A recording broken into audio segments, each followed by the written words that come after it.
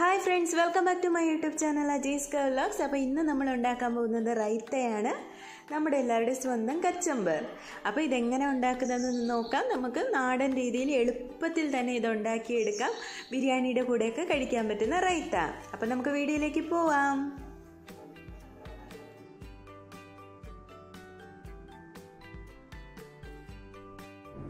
അപ്പോൾ നമ്മുടെ പെട്ടെന്നുള്ള റൈത്ത വെക്കാൻ വേണ്ടിയിട്ട് ഞാനിവിടെ ഒരു ചെറിയ ബൗൾ എടുത്തിട്ടുണ്ട്. അതിലേക്ക് ഞാനിപ്പോൾ 2 സവാളയാണ് ഇട്ട് കൊടുക്കുന്നത്.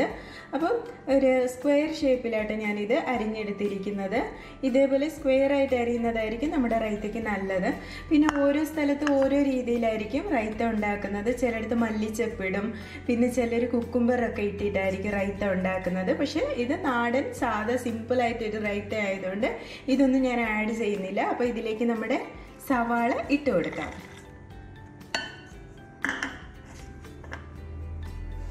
ഇനി ഇതിലേക്ക് വേണ്ടത് ഒരു ടൊമാറ്റോ കേട്ടോ. ഇത് ആ ടൊമാറ്റോയുടെ നീരൊക്കെ ഉണ്ടല്ലോ, വെള്ളം, അതായത് ചാറ്, അതൊക്കെ ഇതിൽ തന്നെയുണ്ട്, എങ്കിലേ ടേസ്റ്റ് കാണത്തുള്ളൂ. അപ്പം നമ്മുടെ ഈ ടൊമാറ്റോ കൂടി ഇതിലേക്ക് ഇട്ട് കൊടുക്കാം. ഇനി ഇതിലേക്ക് നമ്മുടെ എരിവിനനുസരിച്ച് കുറച്ച് പച്ചമുളക് ഇട്ട് കൊടുക്കാം കേട്ടോ. നിങ്ങളുടെ എരിവിന് കുട്ടികളൊക്കെ ഉള്ള വീടാണെങ്കിൽ കുറച്ച് പച്ചമുളക് മതിയാവും. പക്ഷെ ഇവിടെ എല്ലാവർക്കും എരിവ് താല്പര്യമായിട്ടാ, അതുകൊണ്ട് ഞാൻ കുറച്ച് കൂടുതൽ തന്നെ ഇട്ട് കൊടുക്കുന്നുണ്ട്.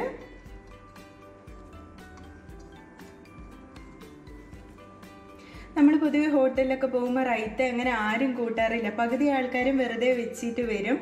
അപ്പം ഇതേപോലെ വീട്ടിൽ നിങ്ങൾ ഉണ്ടാക്കി നോക്കുവാണെങ്കിൽ നിങ്ങൾക്ക് ഇതിൻ്റെ ടേസ്റ്റൊക്കെ ഇഷ്ടപ്പെടും കേട്ടോ.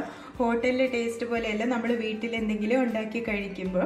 അപ്പോൾ ഇതിൻ്റെ ഹൈലൈറ്റ് ആയിട്ടുള്ളൊരു സാധനമുണ്ട്, അത് ഞാൻ ഒരു നുള്ളി ഇട്ട് കൊടുക്കുന്നുണ്ട്. എന്താണെന്നല്ലേ, ഇതിലേക്ക് ഞാനിനി ഒരു നുള്ളി പഞ്ചസാര ഇട്ട് കൊടുക്കുന്നുണ്ട്. ഇത് ഓപ്ഷണലാണ്, പക്ഷേ ഇത് ഇട്ടെങ്കിൽ നല്ല ടേസ്റ്റ് ആയിരിക്കും, ഒരു ബാലൻസിങ് ടേസ്റ്റ് ആയിരിക്കും.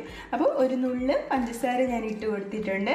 ഇനി ഇതിലേക്ക് വേണ്ടതെന്ന് വെച്ചാൽ ആവശ്യത്തിന് ഉപ്പുപൊടി കൂടി ആവശ്യത്തിന് ഇട്ട് കൊടുക്കാം. പിന്നെ നമ്മൾ തൈര് ഒഴിച്ചിട്ട് ഉപ്പ് കുറവാണെങ്കിൽ ഉപ്പ് വേണ്ടിയത്ര ഇട്ട് കൊടുക്കാം. ഇപ്പം നമുക്ക് കുറച്ച് ഉപ്പ് മതിയാവും കേട്ടോ.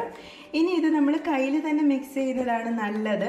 പക്ഷെ ഞാനിവിടെ ഫോർക്ക് കൊണ്ടാട്ടോ മിക്സ് ചെയ്യുന്നത്. നിങ്ങൾക്ക് കൈ കൊണ്ട് മിക്സ് ചെയ്യുകയാണെങ്കിൽ അതും നല്ലതാണ്. അപ്പം ഒന്ന് ജസ്റ്റ് മിക്സ് ചെയ്യാം.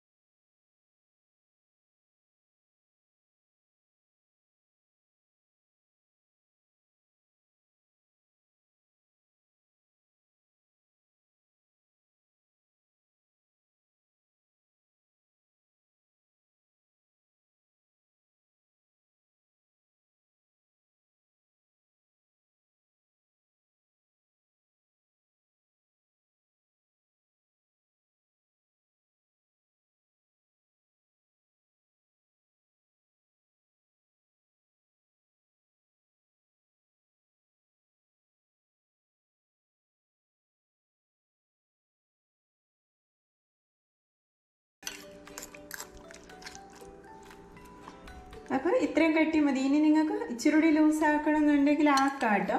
ഞാനിവിടെ കുറച്ച് കട്ടിക്കായിട്ട് എടുത്തിരിക്കുന്നത്. അല്ലെങ്കിൽ കുറച്ചുകൂടി വേണമെങ്കിൽ കുറച്ചുകൂടി ഒഴിച്ചു കൊടുക്കാം. അപ്പം ഇത്രയും മതിയാകും. ഈ കൺസിസ്റ്റൻസിയിൽ നിങ്ങൾക്ക് റൈത്ത ഉണ്ടാക്കി നോക്കാം കേട്ടോ. അപ്പം നമ്മുടെ റൈത്ത ഇവിടെ റെഡി ആയിട്ടുണ്ട്. ഉപ്പ് കൂടുതലാണോ കുറവാണെന്നൊക്കെ ഈ സമയത്ത് നിങ്ങൾക്ക് നോക്കാം കേട്ടോ. അപ്പം നമ്മുടെ റൈത്ത റെഡി ആയിട്ടുണ്ട്. എല്ലാവരും ഒന്ന് ട്രൈ ചെയ്ത് നോക്കാം. വളരെ എളുപ്പമല്ലേ ഇതൊക്കെ ഉണ്ടാക്കാൻ. ഈ ബിരിയാണിയൊക്കെ ഓർഡർ ചെയ്യുമ്പം നിങ്ങളുടെ റൈത്ത നിങ്ങളുടെ വീട്ടിൽ തന്നെ ഉണ്ടെങ്കിൽ ആ റൈത്ത കഴിക്കണമെന്നില്ല. നമ്മളിവിടെ ലോക്കൽ ലാംഗ്വേജിൽ കച്ചമ്പർ എന്നൊക്കെ പറയട്ടെ, കച്ചമ്പർ ഇങ്ങെടുത്തേ അങ്ങനെയൊക്കെ പറയട്ടെ. അപ്പം പിന്നെ റൈത്ത എന്നല്ല ലോക്കൽ ലാംഗ്വേജിൽ കച്ചമ്പറും കൂടി പറയാം. അപ്പം നമ്മുടെ റൈത്ത ഇവിടെ റെഡി ആയിട്ടുണ്ട്. എല്ലാവരും ഒന്ന് ട്രൈ ചെയ്ത് നോക്കാം.